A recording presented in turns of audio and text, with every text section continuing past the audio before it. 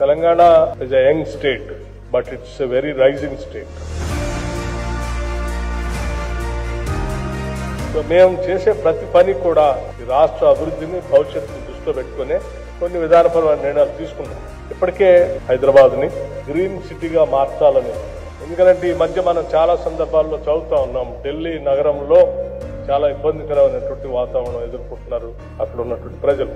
అటువంటి పరిస్థితి భవిష్యత్తులో హైదరాబాద్ నగరానికి రాకుండా ఉండాలని ఆలోచనతో కూడా ముందు జాగ్రత్తలు చర్యలు తీసుకోవాలని రాష్ట్ర ముఖ్యమంత్రి రేవంత్ రెడ్డి గారి నాయకత్వంలో ఈ కేబినెట్ ఇప్పటికే కొన్ని విధానపరమైన నిర్ణయాలు కూడా తీసుకుంది. నగరంలో ఉన్నటువంటి చాలా వెహికల్స్ ని బ్యాటరీ వెహికల్స్ గా కన్వర్ట్ చేయాలని, దానికి కావలసినటువంటి విధంగా రాష్ట్ర ప్రభుత్వ విధానపరమైన నిర్ణయాలు, సపోర్ట్ సిస్టమ్ కూడా చేయాలని చెప్పి నిర్ణయాలు చేశాం. అందులో భాగంగా రిజిస్ట్రేషన్ ఛార్జెస్ కూడా ఈ బ్యాటరీ వెహికల్స్ కి ఎగ్జంప్షన్ ఇచ్చాం.